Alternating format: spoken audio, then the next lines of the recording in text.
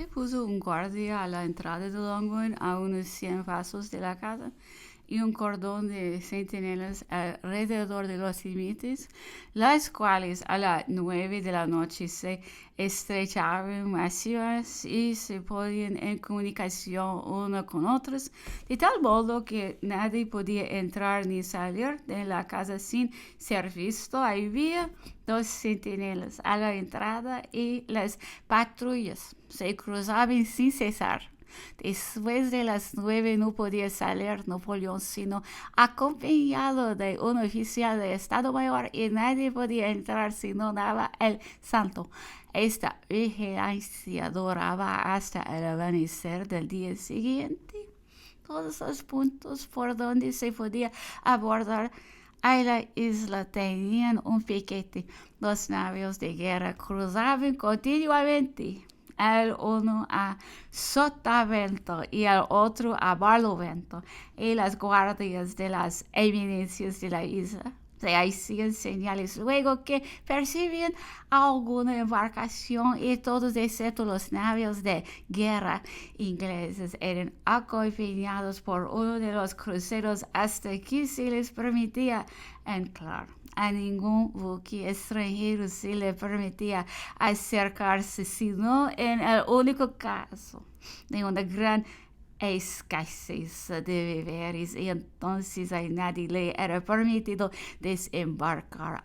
Y además se enviaba a su bordo un destacamento mandado por un oficial encargado de vigilar la tripulación mientras permanecía ahí, y para impedir toda comunicación todos los barcos pescadores se cortaban y amarraban a la orilla al ponerse el sol, y a ninguno le era permitido salir después de esta hora. El oficial de ordenanza tenía orden de asegurarse 2 veces por día de la presencia de Napoleón, lo cual hacía con mucha delicadeza.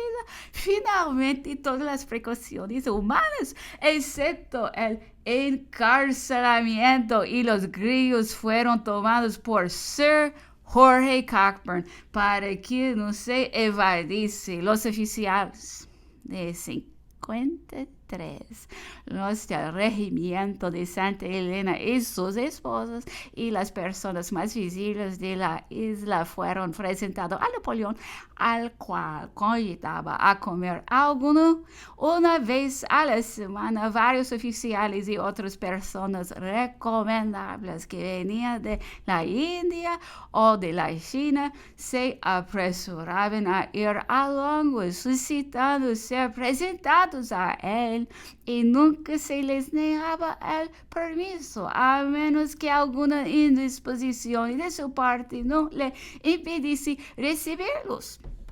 Poco tiempo después de haberse instalado en Longwood, le noticié la muerte de mi hora. Me oyó con serenidad y me preguntó si había muerto en el campo de batalla.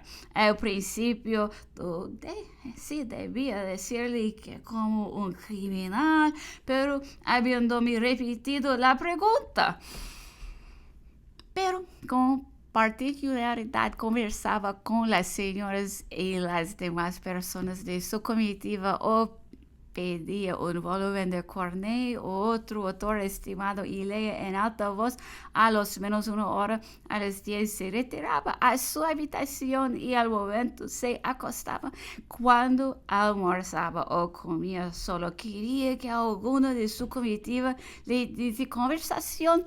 Nunca hacía más que 2 comidas por día y jamás tomaba sino una muy pequeña taza de café después de cada una de ellas, y algunos de los que le habían servido 20 años me aseguraron que lo mismo le había sucedido siempre, es decir, que nunca tomó café entre día.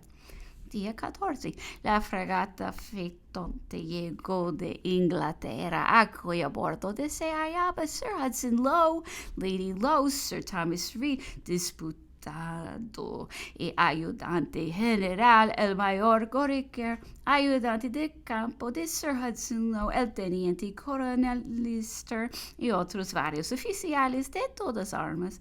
El día siguiente desembarcó Sir Hudson Lowe y fue reconocido gobernador de la isla con todas las formalidades de estilo. Se envió un mensaje a Longwood para anunciar a Napoleón que el nuevo gobernador iría a visitarle al día siguiente a las 9 de la mañana.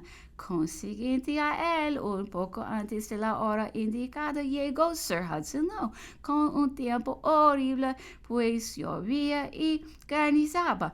Estaba acompañado de Sir Jorge Cockburn y de un estado mayor muy numeroso. Como la hora era muy incómoda y Napoleón no había recibido jamás a nadie tan temprano, dijo que estaba indispuesto y no podía recibirle. Esta respuesta desconcertó a Sir Hudson Lowe, que después de haberse paseado delante de las ventanas de la sala por algunos minutos, preguntó a qué hora podía ser recibido el día siguiente. Sí, le dijo que a las 2. Efectivamente llegó a la hora indicada, acompañado como el día anterior del almirante y de su estado mayor. Sir Jorge Cockburn ofreció a Sir Hudson Lowe al presentarle, siendo de opinión que aquel era el mejor medio y más oficial de hacerle entrega del prisionero, a lo que accedió el nuevo gobernador Novares. Uno de los criados franceses estaba a la puerta de la sala para anunciar a las personas que debían entrar. Después de haber esperado algunos minutos, se abrió la puerta y se llamó el gobernador. A la palabra gobernador, Sir Hudson Lowe se levantó y adelantó con tanta prisa que entró en la sala antes que Sir Jorge Cockburn supiese nada. La puerta volvió a cerrarse cuando el almirante se presentó, no habiendo el criado oído su nombre. Le dijo que no podía entrar. Sir Hudson Lowe estuvo como un cuarto de hora con Napoleón y hablaron durante todo aquel tiempo en italiano. Los oficiales de su estado mayor entraron después y el almirante no retiró su demanda.